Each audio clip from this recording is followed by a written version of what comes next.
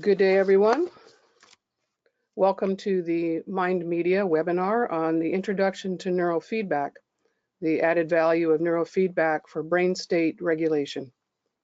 On behalf of Erwin Hartzeuker, the CEO of Mind Media, and the entire production staff, we welcome you to this Mind Media webinar that will educate you on the scope and purpose of neurofeedback training. I'm Dr. Mary Tracy. I'm a BCIA certified neurofeedback instructor and mentor, and my career in EEG neurofeedback spans from 1971, when I became an EEG technician with the Department of the U.S. Navy, to the present time where I do full-time clinical neurofeedback in my private practice. I just want to tell you a little bit about the long history of EEG neurofeedback research, because in the early 1970s, we were publishing papers on alpha neurofeedback in the wake of Joe Kamiya's groundbreaking research on the ability to train the human brain with neurofeedback. And we published studies on quantitative EEG metrics, sleep, and performance. So currently, I'm the clinical director and owner of Northern California Neurotherapy in Davis, California. And I'm an instructor for Stens Corporation and also for Mind Media in Europe. So my introduction not only reveals that I'm older than the hills, but in addition, that neurofeedback research has been around for a very long time. This isn't a new trend or a fad that just came into being yesterday. So why neurofeedback? In other words, what's the benefit of neurofeedback as an application for training individuals to self-regulate their internal states? We're going to answer that question in this webinar, and we're going to take a look about how it works and what some of the applications are. So first of all, why neurofeedback? So we see our little friend here, the little snail, with carrying the brain on his back. He looks a little tired. He's moving pretty slow. He's probably got some problems with attention and focus. He looks a little green around the gills. And we're going to use this little mascot to represent the brain out of balance. When we refer to balance, we're pretty much suggesting problems with cognitive, mental, emotional, and physical symptoms. And I'll give you an example here. An individual who's unable to control their attention and focus could be experiencing attention deficit disorder with or without hyperactivity, which has brainwave correlates that we can identify, and then we can train to improve those symptoms. When the brain is out of balance and we experience things like lack of cognitive clarity or cognitive impairment with aging, or attention deficit problems as children or even as adults, or problems with mood dysregulation like anxiety or depression, we frequently search for help in the conventional medical community, and we are frequently prescribed some kind of medication. And examples would be Ritalin for attention deficit, or maybe sleeping pills if we have a problem regulating our sleep cycles, which is another internal state. However, medication has quite a few downsides, and I'm sure all of you are aware of this. It's a temporary solution. It is something that it has serious risks and oftentimes unwanted side effects. And if you ever watch television and you see the advertisements that the pharmaceutical industry is putting out these days, the list of unwanted side effects and untoward risks are usually elucidated in those advertisements, and sometimes it's scary and sometimes it's almost laughable.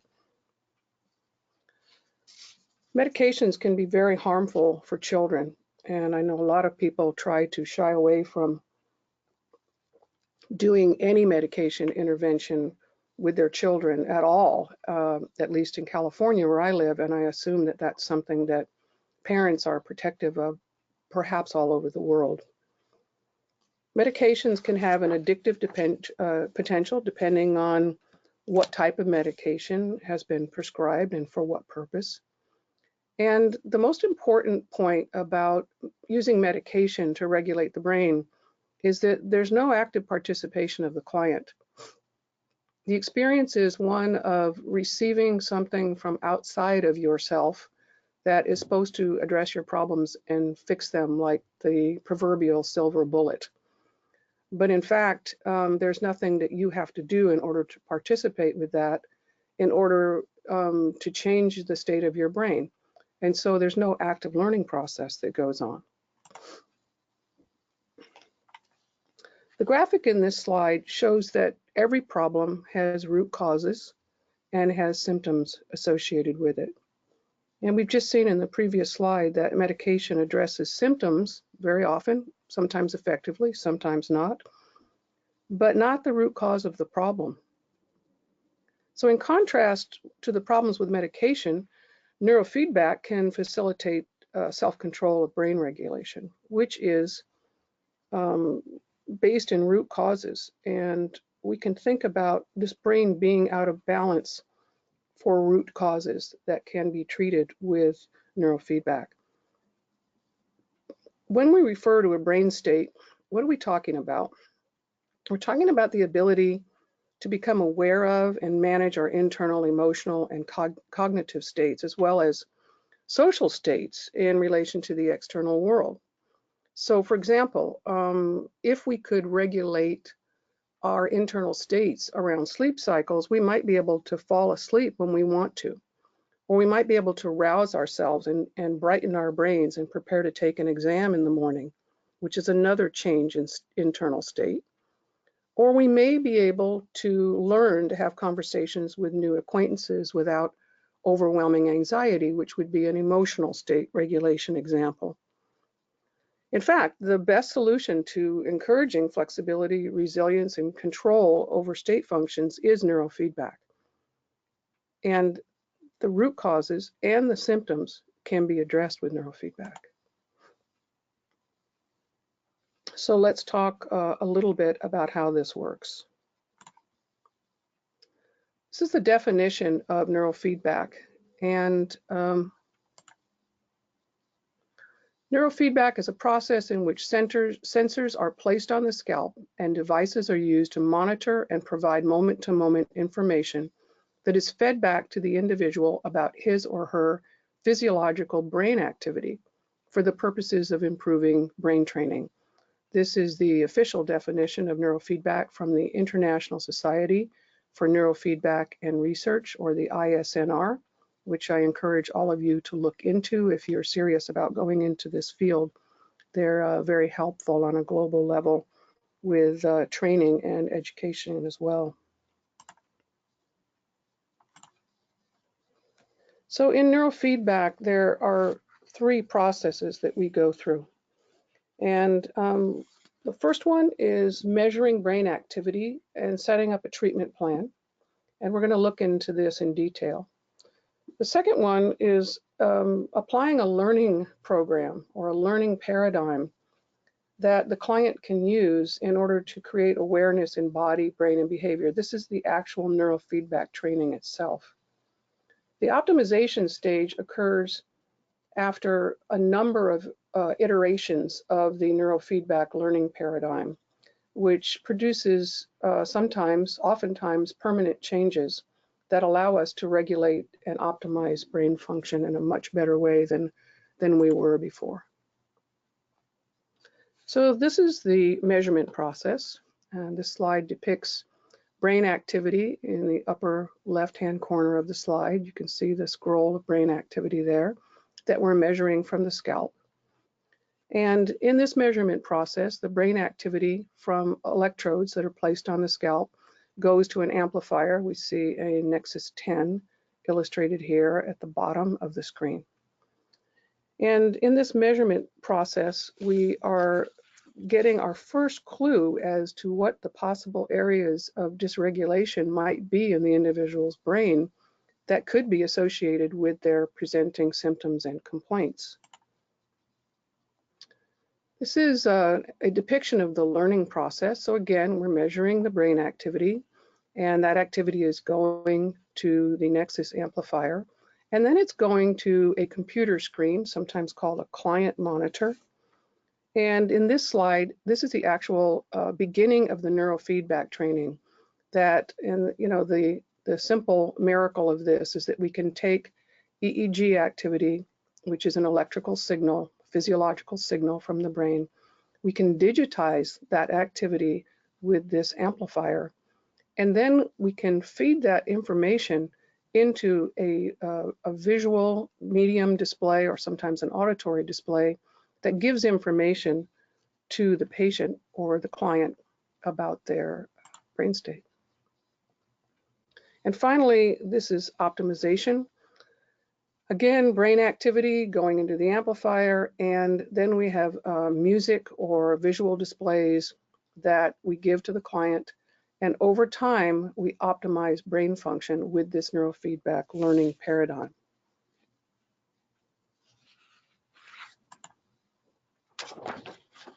Let's talk a little bit about the EEG. Again, the EEG, or the electroencephalography, is something that you can see here in this scroll of the raw electrical activity of the brain at the top of this graphic. And again, it's measured by sensors that are placed on the scalp with conductive paste. So the electrical activity of the brain is sensed by the electrodes on that scalp. And again, from what we saw in the previous slides, that activity is transduced into a digital signal so that the computer can use that to create a feedback program. And this EEG contains a lot of information. And I'm going to go over just a few of these frequencies here, just to give you an idea of what kinds of states they're normally associated with. So if we start with delta, the purple band on the left-hand side of the screen, we notice that it's a 1 to 4 cycle per second activity in the brain, very, very slow frequency. And that is something that's characteristic of deep sleep or slow wave sleep. We also see it in coma. And by the way, it's a brain signature for traumatic brain injury that usually indicates that the area of the brain that has been traumatized has been disconnected from other networks in the brain. Theta activity is 4 to 8 cycles per second. And theta, if it's seen in large amplitudes in the frontal lobes, is often a brain signature indicating distractibility or inattention, which is characteristic of attention deficit disorder. We're normally in a theta state when we're daydreaming. It's also the gateway to sleep. So when we go into light sleep, and sometimes that lucid dreaming state between waking and sleep, we are usually producing theta activity.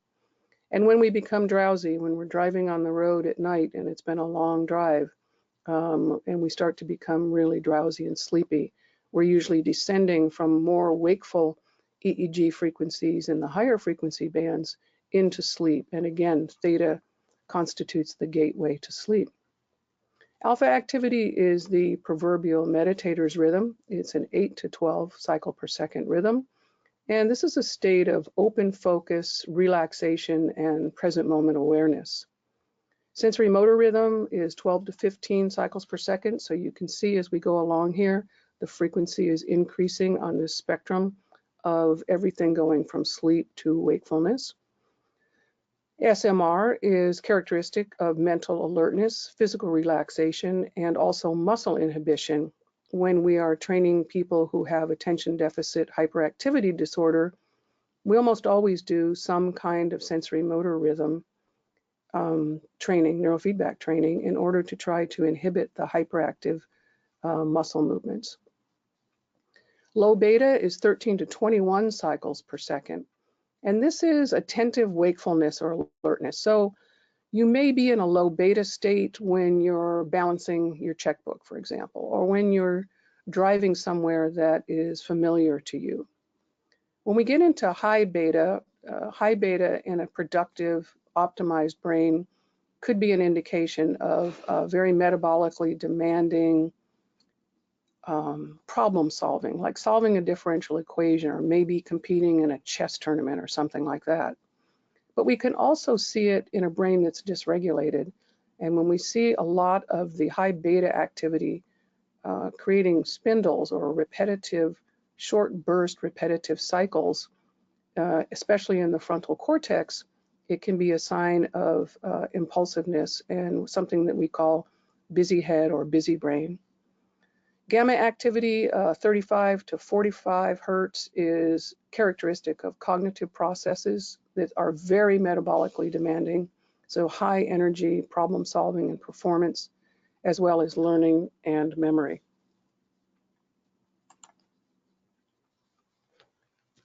So the EEG amplitude graph shows something that we refer to as a spectral analysis, and the height of these bars indicates the amount of power in each of the frequency bands. And again, all of these are color-coded according to the frequency bands that you see on the lower part of the screen. So the intensity or the amplitude of these bands can be shown on the graph here in this spectral display. And the software that we use creates these graphs that filter out individual frequencies from that complex raw EEG wave, just as a prism filters white light into different colors. So this is very helpful for us to determine which frequencies are dominant in the brain in real time on a moment-to-moment basis. We can measure EEG or brain activity with a 19-channel EEG cap.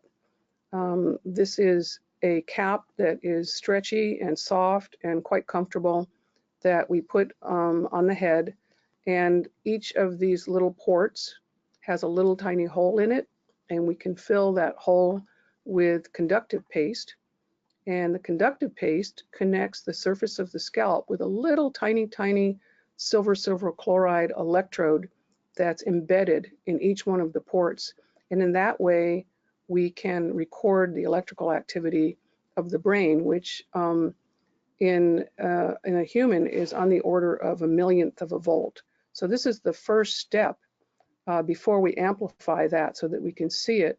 This first step is the actual acquisition of the EEG. By quantifying EEG activity in different brain areas, the activity in these areas and their interactions can be shown, both numerically, and we can visualize these in color-coded maps. So you see under the normal graphic here, a head map. And in this head map, we have a bird's eye view of the head, and the nose is up at the top, and the two ears are on the side. And each one of these dots represents one of the 19 channels that you see over here on the EEG cap. Down below, we have a legend that indicates the amount of power in each of the frequency bands, going from very low to very high frequency. And in the out of balance brain, and in this case, most likely we would have somebody either who has a lot of hyperactivity or a lot of busy brain. They have very large amounts of fast frequency activity in the frontal lobe. This is an example of a brain map, and we have very sophisticated software that we use in conjunction with Nexus hardware to take the digitized EEG and to process it statistically so that we can determine the amount of power in every frequency band in an individual's brain on the basis of a comparison with age-matched neurotypical controls. So I know that sounds very complicated, but let me unpack this for you. Again, each of these is a head map, and we have the nose at the top and the two ears on the side. This is representing the amount of power in the different regions of the brain in the delta frequency band between 1 and 4 cycles per second only. Same thing is true for theta. This is the amount of power in the left frontotemporal and the right temporal area in the theta band, 4 to 8 hertz. Anything that's gray is not significantly different from neurotypical. We see the beta and the high beta over here. And again, if we look at this legend down here, and I think I can focus in on this, If we look at the legend, it's a little bit fuzzy, but we can see that the legend tells us the number of standard deviations of power compared to neurotypical controls. These are also known as z-scores. And so in these head maps, we see that red represents 3 standard deviations of power or amplitude in that particular frequency band compared to an age-matched neurotypical control. So this is one of the ways that we look for signs in different frequency ranges that might be correlated with patient symptoms. On the right, we have something called a dynamic fast Fourier transform, which is nothing more than a graph of all 19 leads. Every single color in here represents a different one of those 19 EEG leads. And on the top, we can see here an absolute power spectrum, meaning this is the frequency on the x-axis, this is the power in microvolts squared on the y-axis, and this is a graph of the amount of power at each frequency band in the individual's brain. Down below, we have the z-score of absolute power, which shows us the number of standard deviations difference from a neurotypical control. And on the y-axis, instead of power, we have the number of standard deviations, both in the plus and the minus direction. And again, on the x-axis, we have frequency. So we can see in this individual somewhere around 20 cycles per second, we see a number of channels in the brain that are somewhere between 8 and 10 plus standard deviations greater than a neurotypical control. And these can be diagnostic, not in the sense of creating a diagnosis that the person didn't come in with, although I guess there is that possibility. But more than anything, it's a way of saying, oh, wow, you came in here saying that you have severe anxiety and you also have problems attending because you're so anxious. You have a busy brain that never stops. And you reported that on your intake, and we see evidence of that here in your brain data. So let's look at neurofeedback training. In this picture, we see a child and a neurofeedback trainer here, and the child is wearing a headset that has electrodes in different locations that can measure brain activity for that child, and that brain activity is going to the amplifier, as we showed before, and the child is seeing an ocean scene of waves breaking on a shore, and this is a visual graphic that's going to give information to the child about the state of his brain. So during a neurofeedback session, real-time audio-visual feedback is presented to this client monitor.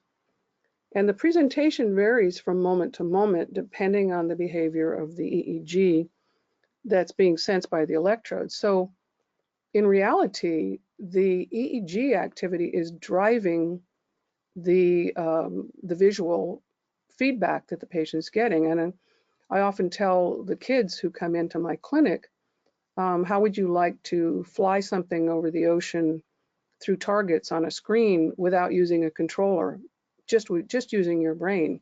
People get really excited about that. And that's exactly what happens. There are no controllers here to control anything on the screen. It's all done with the brain. So the examples of the different types of feedback are audio, video, or we could have games. We're going to turn now to a consideration of sensory motor rhythm training. We have a graphic here in the upper left, and I'll enlarge that for you, that shows the raw EEG. And if we're trying to train the brain to produce higher amplitudes of 12 to 15 cycles per second in order to produce more mental alertness, physical relaxation, and muscle inhibition, then we're going to want to do something called up training. In other words, every time the individual spontaneously produces 12 to 15 cycles per second, we're going to reward them by changing something in their audio or visual display that they know they've been told ahead of time that that's a reward. So here's the raw EEG scrolling along. And suddenly, the individual starts producing a lot of sensory motor rhythm in the 12 to 15 cycle per second range. When the individual is not producing enough sensory motor rhythm, because the clinician has set a threshold here for that performance to be rewarded, it's called a situation of no reinforcement. We don't call it punishment. We refer to it as a negative reward. And here we have a positive reward. So for example, if the metric was that a video screen would become larger or smaller depending on what the brain was doing, whenever the client enters this state of spontaneously producing more sensory motor rhythm, their movie screen would become very large in dimensions on their client monitor. And whenever they would return to not producing enough sensory motor rhythm, in other words, it would be under a threshold set by the clinician, the movie screen would shrink down. So here's another example of audiovisual feedback. And we're going to use our little guy here, our little squirrel with the acorn from a popular movie to visualize this. So as we've said, we can have either audio or visual feedback. And so, for example, in that 12 to 15 hertz or cycle per second feedback, the volume of the music might go on or off, or it might increase or decrease in a proportional manner, depending upon how much of that desired sensory motor rhythm is being produced by the client's brain. Another thing we can do is we can make a screen become darker with no reward or brighter with a reward. The elegant thing about this type of feedback is that the client receives immediate and clear feedback. And this whole process is assisted by the therapist who coaches the client in the beginning sessions to try to find the right techniques to make this happen. On the slide on the right side, we see that this movie screen becomes bright, again, when the client's brain is rewarded for increasing EEG power, and it becomes dimmer when the brain does not exceed the threshold that the clinician has set for training. So over time, what's going to happen is that the client is going to learn to self-regulate and grow their awareness by discriminating between these two states. We thought we would throw in a little tutorial on operant conditioning here because, as opposed to classical conditioning, which is like Pavlov's dogs drooling when they're presented some kind of food, in addition to ringing a bell, and the animal or a human, in any case, you could do this with a human, learns through association. In operant conditioning, it's a learning paradigm where the behavior that happens gets rewarded or discouraged. So it gets rewarded with a positive reward or discouraged with a negative reward that happens after the behavior, following the behavior. So in other words, when the brain spontaneously produces the kind of frequency and amplitude that we're trying to encourage for symptom relief or brain optimization, the brain gets rewarded.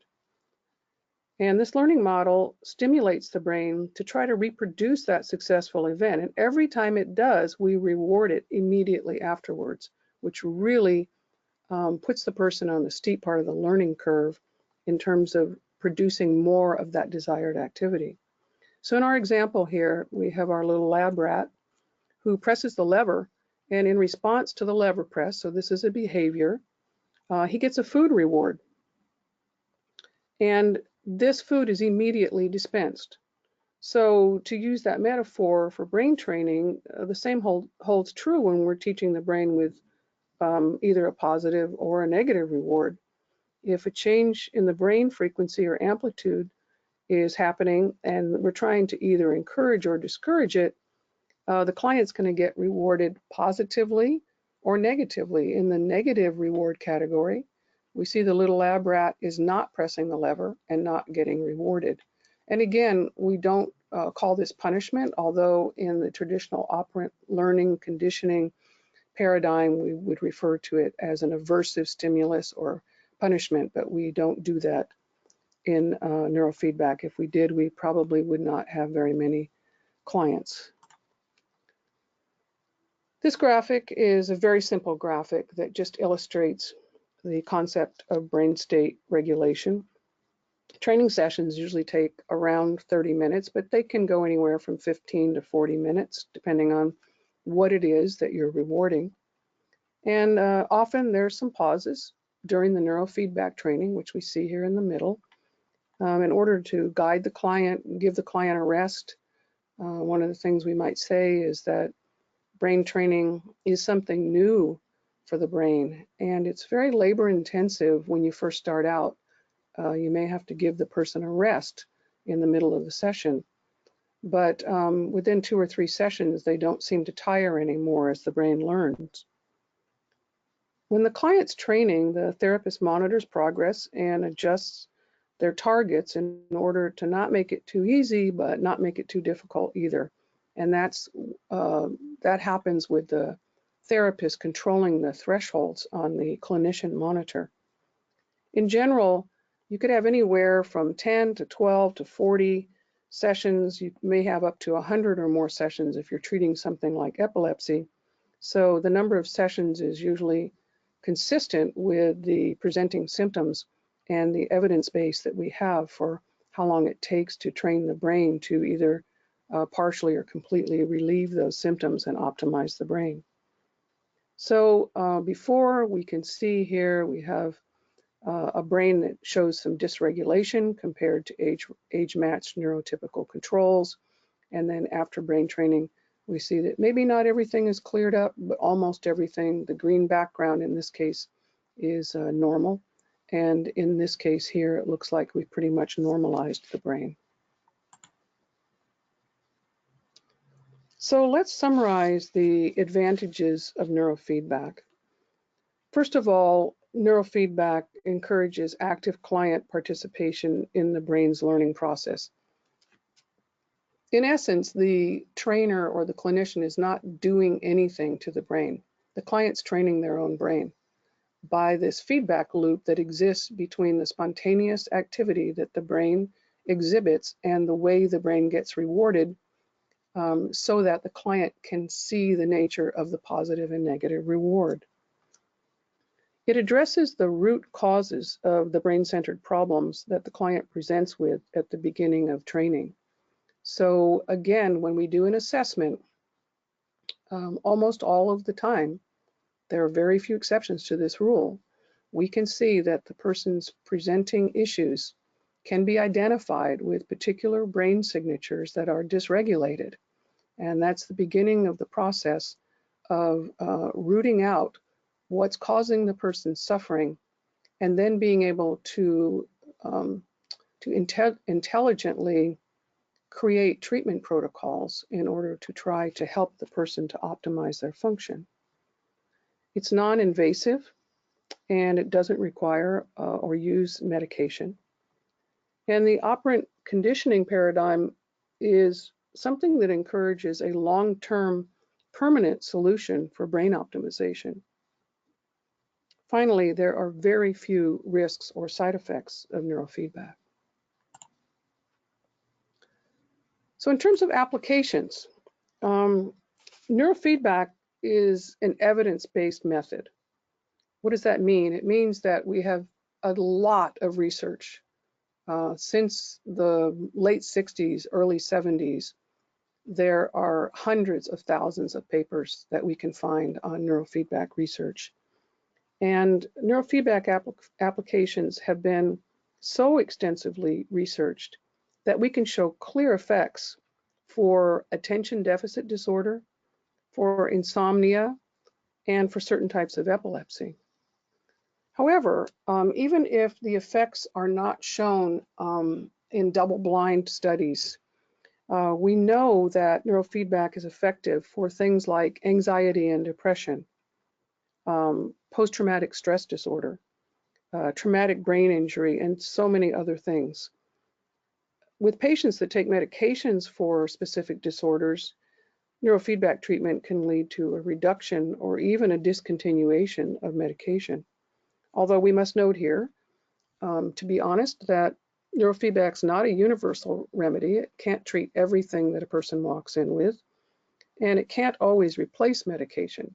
But in every case that we accept into neurofeedback, if there is medication on board, we do try to address that if the patient wants to wean off of the medication. Besides these conditions, neurofeedback has been used in healthy subjects in order to improve cognitive performance. This is what we call optimal performance.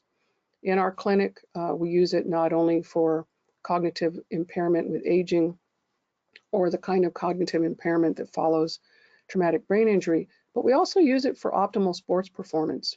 And there are some very simple and elegant neurofeedback paradigms that can address sports-related optimization of performance.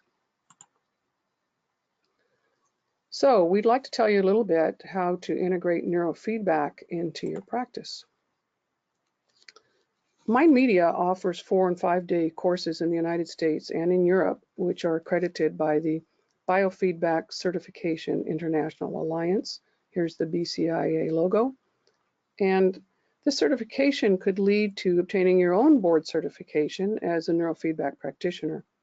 But even without BCIA board certification, you can earn continuing education credits that you can use for your license or credential, which means that you can practice neurofeedback even while you're studying for your BCIA certification, board certification, or even if you don't get a BCIA. Just as any person in any private practice, let's say, might want to acquire a new technique like eye movement desensitization, EMDR, or depth-oriented brief therapy, and you would take continuing education units in order to show expertise and training in that area so that you could incorporate it into your practice. Most boards that license people allow that to happen, and they encourage it in order for people to develop themselves as practitioners. Each of the courses that Mind Media teaches involves intensive hands-on training, which you can see here in this photo of some happy students doing, actually in this case, some biofeedback training, but if they had electrodes on their heads, they would be doing some neurofeedback training. And they use state-of-the-art equipment that is produced by Mind Media, and they all get expert guidance from a BCIA qualified instructor. So let's find out what Mind Media Academy is all about. Mind Media has extended its reach throughout the entire world. They offer worldwide courses that are accredited, both in person and online, that are guided by experts in the field. So if you're interested in getting to know more about neurofeedback, please take a look at the Mind Media online courses. We're going to give you the URLs in just a second here, and on our website. At Mind Media, we have focused on creating solutions for neurofeedback since 1992. Our equipment and education has been used worldwide in both clinical fields as well as in research at universities. And a large group of clinical users within private practices, clinics, and hospitals are using neurofeedback to enhance people's lives. So, in conclusion, I would like to thank you for your attention. We hope that you've enjoyed this brief introductory webinar, and we look forward to serving your neurofeedback needs for training and equipment in the future. And in closing, I just would like to give a personal testimonial. As an instructor for Mind Media and for Stens Corporation in the United States, I meet people from all over the planet. There are individuals from every country in the world who come to our courses, who are interested in developing this technique in their own private practices or in their research universities or in research in hospitals. And they come primed with curiosity, maybe not always with the right training, but curiosity and a desire to learn. And these individuals have gone on to use neurofeedback in their private practices and in their research in productive ways that change the lives of people on a daily basis. It's a very, very powerful technique. I'm very passionate about what I do as a neurofeedback practitioner, and I'm grateful to Mind Media to have given us the opportunity to acquire the blueprint of knowledge through training and to use what I consider to be the top equipment in the world in order to facilitate these changes in people's lives. So if you have any questions, I can try to answer a few of them now. If you have detailed questions, or if we can't get to your questions today in the time allotted, please send an email to info@mindmedia.com. And if you don't have something to write this down with, you can go to mindmedia.com and you will see the email address here to send a more detailed question. Thank you so much for your attention. Have a great day.